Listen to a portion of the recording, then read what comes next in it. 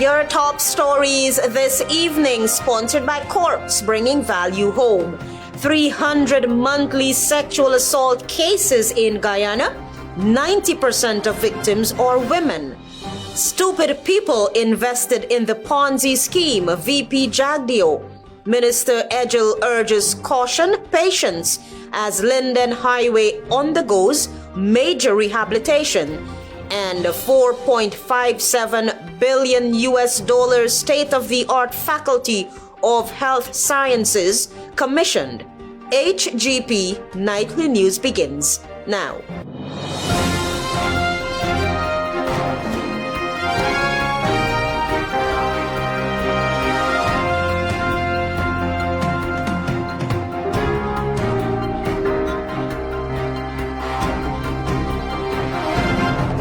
Good evening to our viewers here in Guyana and online. I'm ALETHEA Grant with the Tuesday, 1st April 2025 edition of the HGP Nightly News. This is what you need to know this evening. With more than 300 cases of sexual assault reportedly monthly in Guyana and 90% of the victims being women, authorities are ramping up efforts to raise awareness and strengthen interventions. Tiana Cole opens tonight's broadcast. The Ministry of Human Services and Social Security, in collaboration with the Imperial House, has launched a quote-unquote Asking for It exhibition and workshop to mark Sexual Assault Awareness Month 2025. Dr. Kona Husbands, manager of the Sexual Offences and Domestic Violence Policy Unit, noted that sexual assault remains a significant issue in Guyana.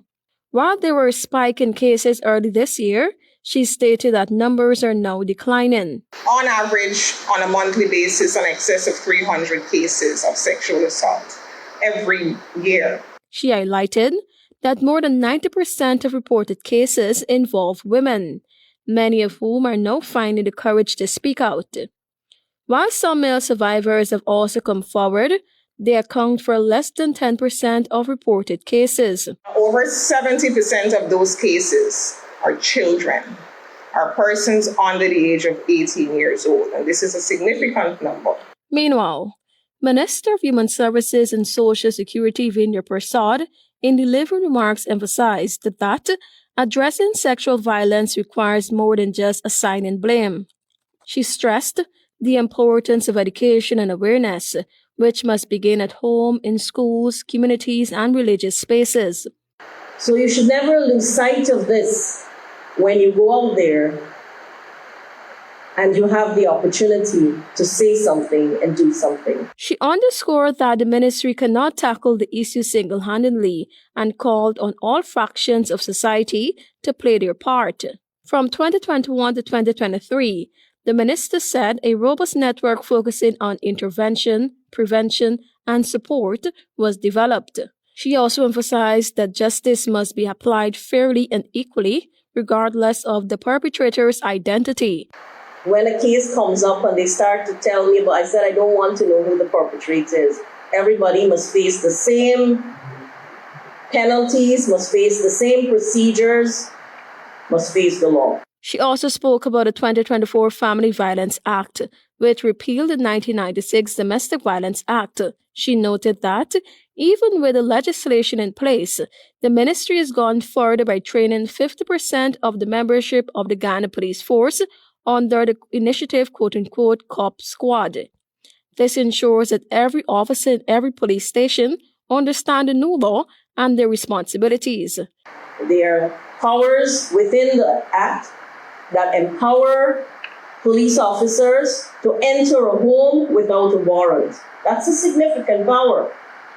Once there is reasonable suspicion that domestic violence, you could still call it that, we call it family violence, or any form of violence or assault would have happened. Also speaking at the launch, Wasim Khan, Executive Director of the Imperial House, shared an emotional toll of listening to survivors' stories. He said the accounts revealed horrific experiences endured by victims, often in places where they should have felt safe. Let us educate, advocate, and work relentlessly to build a world where no one has to suffer in silence. A world where justice is not privilege, but a promise kept. The quote-unquote Asking for It exhibition being held at the GUYANA in Kingston from April 1 to 7, 2025 coincides with Sexual Assault Awareness Month under the theme quote-unquote Building Connected Communities. The exhibition features a powerful display of 15 outfits worn by survivors at the time of their assaults, accompanied by their personal narratives and societal responses. Tiana Cole reporting for the HGP Nightly News. Thank you, Tiana. The General Secretary of the People's Progressive Party Civic is warning party supporters not to become overly confident ahead of the 2025 general and regional elections. Travis Chase has that story. As Guyanese prepare to cast their ballots sometime this year, the governing People's Progressive Party Civic is urging its supporters not to become too confident. That urging came from Vice President JAGDEO, who is also the General Secretary of the People's Progressive Party Civic. We are confident of winning the elections, but I've said it here, confidence must not become arrogance. In essence, Mr. JAGDEO warned PPP supporters not to underestimate the opposition going into the next elections, as was the case when his party lost the 2015 elections. People grow too confident. A lot of them, we had that in the elections before. They say, oh, we don't win already. Don't go out. Maybe they don't make the effort to go out and vote. That's why I said to people, confident, but you have to go back to take the message of the party and to do the work. JAGDEO wants PPP supporters to campaign vigorously and mobilize votes to join the People's Progressive Party Civic.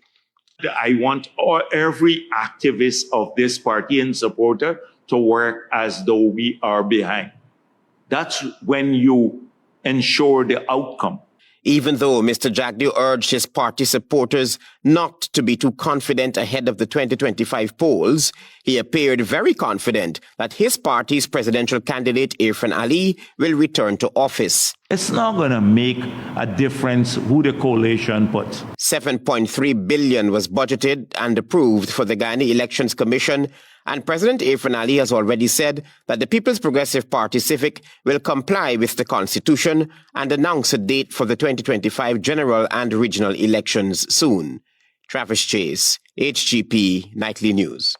Travis Chase will once again tell us that it is the view of the General Secretary of the People's Progressive Party Civic that quote-unquote stupid people invested in the Yuri Garcia Ponzi scheme and as such is urging victims to hand over evidence to the police proving they were duped.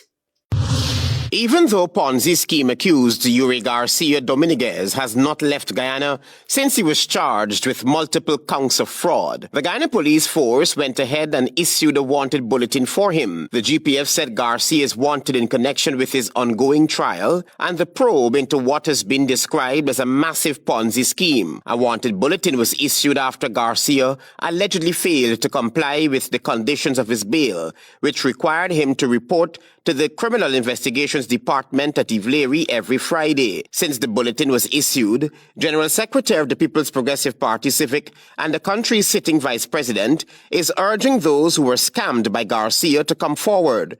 JAGDEO claims that Mr. Garcia, even though released on bail, was seen in Mahaica trying to solicit villagers to invest. The guy went to Unity Village and he's been several elderly people and others, he's ripped them off again. He told them that this is the way that if they invest more money with him, they can get back the money that they lost, that he has this money in some crypto scheme, and all sorts, the fraudulent talk. Mr. JAGDEO believes that the people, including a member of parliament, who invested in the Ponzi scheme are stupid. I hope they catch him and jail him. You're not this is a crook. I hope you're watching this. I hope you're watching this and anybody associated with him comes to you, call the police, go to the police now and let's get them locked up. It's unconscionable. I know some businessmen invested, but I don't want to say bad things, they were stupid people. The police have urged all agents associated with Garcia and his wife, Atika Ishmael's business operations, to visit the CID with documents detailing their transactions, including records of money received and handed over to Garcia and Ishmael. Uri and his wife, Atika Ishmael, the principals of Accelerated Capital Firm Incorporated, were arrested in 2020 and faced dozens of fraud-related charges. They were released on bail amounting to close to $30 million. Travis Chase, HGP Nightly News. Thanks, Travis. Join us after the break for more news.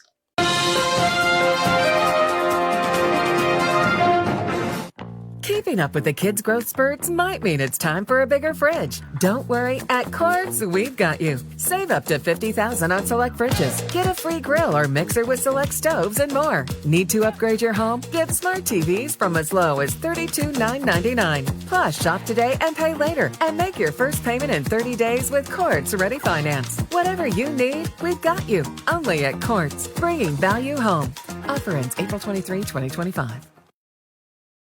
Welcome to SNL Electrical Inc., where lighting and electrical needs are met with expertise and style. From the latest in electrical lamps to durable cables, circuit breakers, panels, we have it all. Illuminate your space with our elegant chandeliers, stunning crystal lights, and versatile pole lights. Looking to upgrade your comfort? Explore top-of-the-line AC units and our diverse selections of stylish styles. Visit us at 170-180 Thomas Street, Kitty, Georgetown. Discover solution that not only lights up your world but transforms it. Call us on telephone number 226-3018 or 223-1634. SNL Electrical Inc., powering your life with elegance, quality, and care. 70% ethyl alcohol, Mighty Foam Hand Sanitizer eliminates 99.99% of all germs and even moisturizes in the process, leaving your skin clean and hydrated. Mighty Foam Hand Sanitizer. How do you stay clean? Welcome back. You're watching the HGP Nightly News. Following numerous complaints from commuters about the deplorable state of the Linden Highway, the Minister of Public Works is urging road users to remain calm and reduce their speed amid ongoing construction. Find out more from Tiana Cole. Minister of Public Works won agile during an early morning site visit on Tuesday to assess rehabilitation works on the Linden Highway, addressed the ongoing concerns of commuters. The deteriorating condition of the highway has been causing significant damage to vehicles, particularly for those who rely on the route for their daily livelihood. While assessing the progress of the project, the minister urged road users to exercise caution, observe speed limits, and be patient as construction continues. First thing that we have to do here is to get everybody to calm down and slow down. We are here standing, and you're seeing the speed with which the vehicles are moving. It's not advisable. So we will have to work with the traffic chief and agree on a new speed limit, and we will for construction. And we will have to put up those signs in the interest of ensuring compliance. Agile acknowledged concerns raised by commuters through various platforms and assured these issues will be addressed through discussions with contractors and consultants to ensure work progresses efficiently while maintaining safety. We can't be speeding in the construction zone, that's one, because the people who are working on that zone are at risk, but you're also putting yourself at risk by speeding on a surface that is not completed. The minister also reassured commuters that shortly, sections of the Linden Highway will be significantly improved. With the pace that they are working, within 6 months, significant sections will be already overlaid. And in those sections, you'll be able to move faster. The 2024 rehabilitation project for the 73 kilometers to Linden Highway saw $10 billion allocated by the Parliamentary Committee of Supply as part of a $30 billion upgrade, funded by a loan from the Islamic Development Bank. Key infrastructure improvements include the construction of 2 new roundabouts, upgraded lighting, designated laybys for trucks, and the reconstruction of 9 bridges and 6 culverts. The upgrades are designed to enhance road quality, connectivity, and overall public infrastructure. Tianako reporting for the HGP Nightly News. With the aim of empowering secondary school students across all 10 administrative regions, Shout 3.0 will return for its 3rd consecutive year in observance of World Environment Day. Antonio Day has the details. Shout 3.0, Ghana's leading national environmental speech competition, is set for June 5, 2025, in honor of World Environment Day. The initiative, supported by ExxonMobil Ghana and the Ministry of Education, is geared at empowering secondary school students to take active roles in environmental sustainability through public speaking, research, and advocacy. According to Dr. Dave Lautu, founder and president of Recover, the venture will feature participants from all 10 administrative regions, leading to the creation of environmental clubs within schools across the country, where young people can actively contribute to the cause through partnerships with NGOs like ours. Lautu noted that Shout 3.0 will equip students with knowledge, confidence, and a platform to advocate for change while shaping a more sustainable future for Ghana at one speech at a time. Creating a network of passionate advocates for change, this is the power of Shout, empowering the next generation to lead, collaborate, and build a sustainable future for all. World Environment Day in 2025 places special focus on ending plastic pollution. For decades, plastic pollution has seeped into every corner of the world, leaching into the water we drink, into the food we eat, and our bodies. While plastic pollution is a major concern, it is also one of the most fixable of today's environmental challenges, with some obvious solutions at hand. I'm Antonio Day reporting for the HGP Nightly News. The spanking new $4.57 billion state-of-the-art Faculty of Health Sciences building was commissioned on Tuesday. More in this Dacia Richards report. Under the Guyana Education Sector Improvement Plan, the University of Guyana, through the Government of Guyana and the International Development Bank IDB, commissioned the spanking new College of Medical Sciences building at the University Turkana campus. President Irfan Ali, in his feature address, said although it took some time to commence the construction of the project, it was still given priority so that students can have access to state-of-the-art equipment and facilities. The world is advancing at a tremendous pace, and we will also have to have labs that allow our students to learn robotics, AI, using robotic arms to do surgery.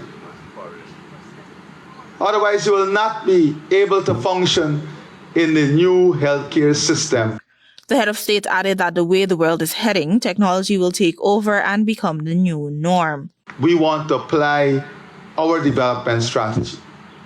Innovation, AI, digitization, all must be integrated into every single thing we're doing here at the university and in our national development. Meanwhile, Jaime Saavedra, the director of the World Bank's Human Development for Latin America and the Caribbean, highlighted that the new building is a vibrant hub for learning, discovery, and innovation. It is a powerful testament to the transformative investments that drive our shared vision for a prosperous future for Guyana. Meanwhile, Vice Chancellor of the University of Guyana, Professor Dr. Paloma Mohamed Martin, said that the significant addition will now allow the university to accept a larger volume of students into the medical programs. And now, even though we still can't take every single person who can apply, I'm happy to say that this building today allows us to take in about 40% more students in the medical school. The new building includes a microbiology laboratory with a wet prep room, an anatomy laboratory, a biochemistry laboratory, a research laboratory, a skills laboratory, and 8 classrooms. For HGP Nightly News, I am Daisy Richards. Thank you, Daisy. More news on the other side of this break. Stay with us. Planning a cleanup? We can help. Seavon's Waste Management skip bins can be provided for home renovation projects, yard cleanup, or construction project.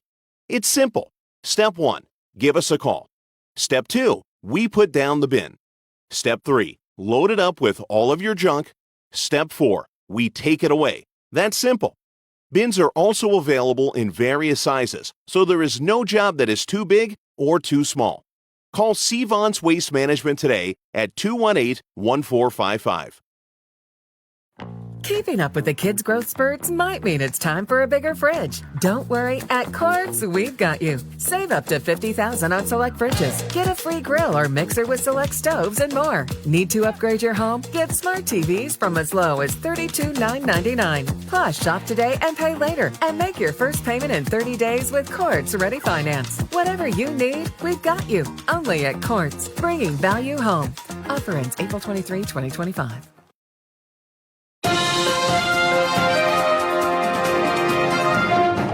Welcome back. You're watching the HGP Nightly News. There is a significant decline in Seabob production over the years due to internal and external factors. This is according to the Chief Cooperatives Development Officer in the Ministry of Labor.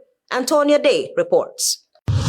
In 2021, Seabob production was recorded at 9,165 tons compared to 20,000 tons in 2017 and 18, while in 2012, production was recorded at 24,800 tons. Evidently, production of this seafood has plummeted significantly, according to Jacanot Panchu, Chief Cooperatives Development Officer in the Ministry of Labor.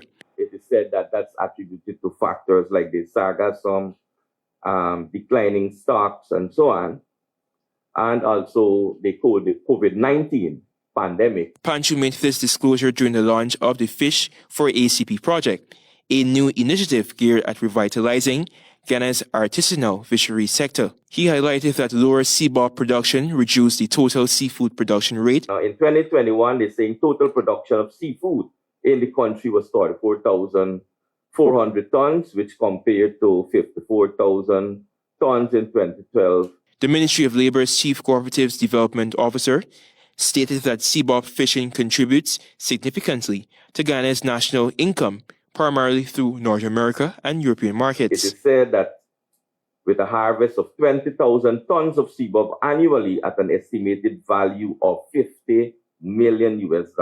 Many families consume Seabob at an average of 5.4 kilograms per year. Meanwhile, ExxonMobil's offshore oil and gas activities, particularly in the Seabob block, has the potential to affect the Seabob industry, as studies and reports indicate potential impacts on marine life and water quality. It is public knowledge, though, that the government of Ghana continues to deny significant effects. I'm Antonio Day reporting for the HGP Nightly News. Thank you, Antonio. The Guyana Learning Channel has added 6 new digital channels aimed at changing broadcast in Guyana, making it clearer and more interactive. Daisy Richards has that story.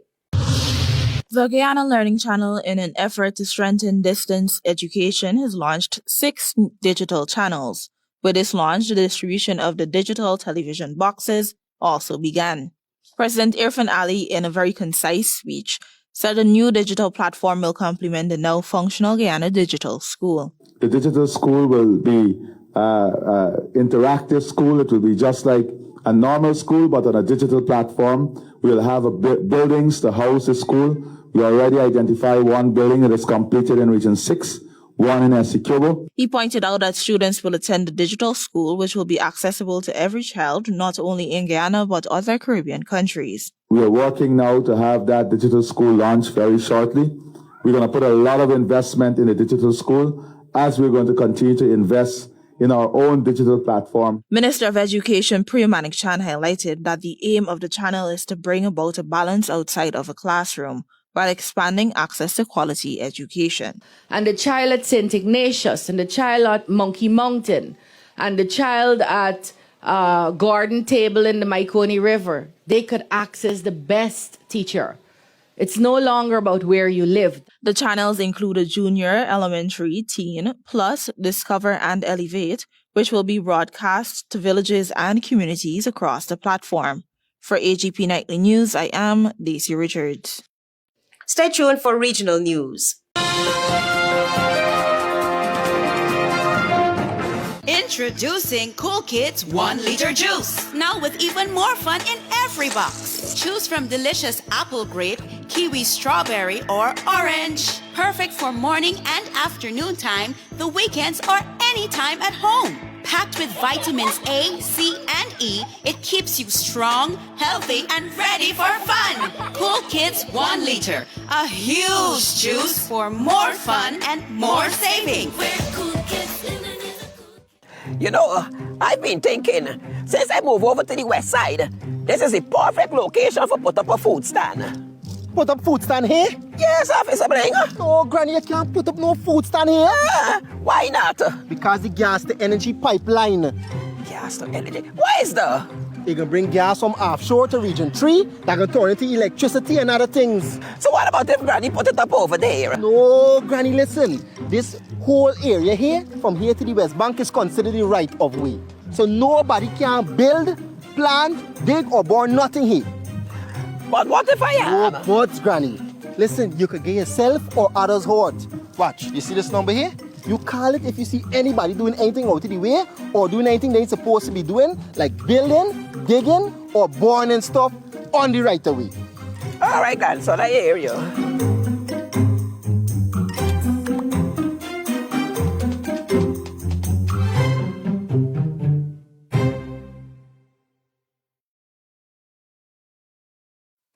Interested in honoring or paying tribute to a loved one, or just making a loved one feel special? HGP TV offers you all that and more.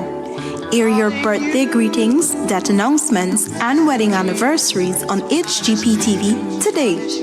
HGP TV offers affordable prices, convenience, and great services. Call us on 220-3660 or email us at sales@hgptv.com.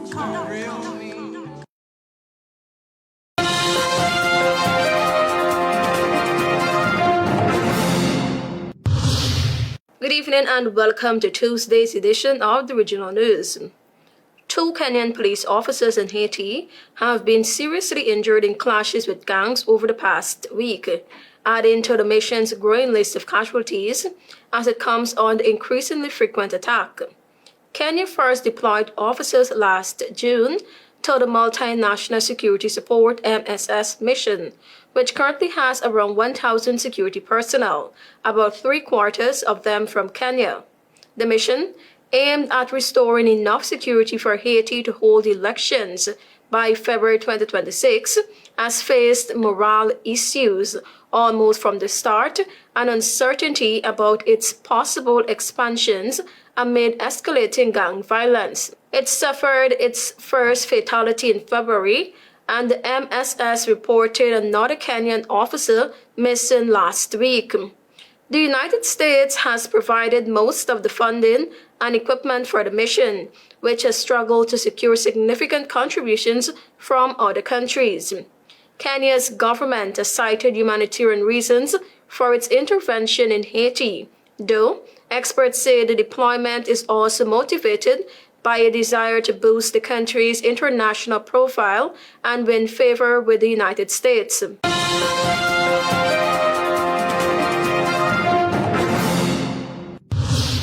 Heavily armed gangs struck the city of Mirbalis in central Haiti on Monday, seizing control of a local prison as hundreds of people fled the area under gunfire. Local media reported that gang members released dozens of inmates in the large-scale attack targeting parts of Mirbalis, just 30 miles northeast of the capital Port-au-Prince. In a video posted on social media, a man is seen hoisting an automatic rifle as people around him yelled, quote-unquote, "We broke out the prisoners." Soon after, they began chanting, quote-unquote, "They can't stop us." At least 530 prisoners escaped.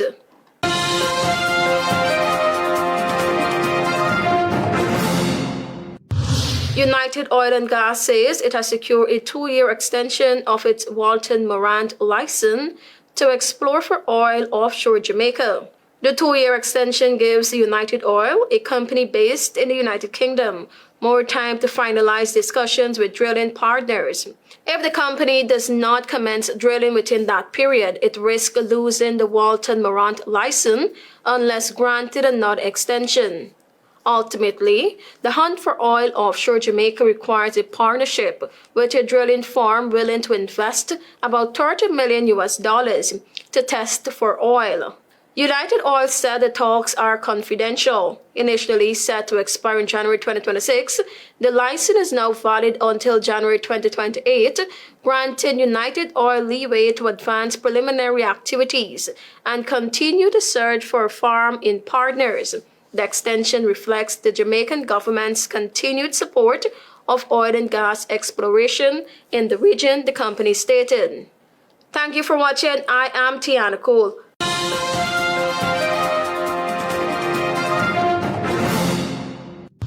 300 monthly sexual assault cases in Guyana. 90% of victims are women. Stupid people invested in the Ponzi scheme. VP JAGDEO. Minister Edgel urges caution, patience as Linden Highway undergoes major rehabilitation.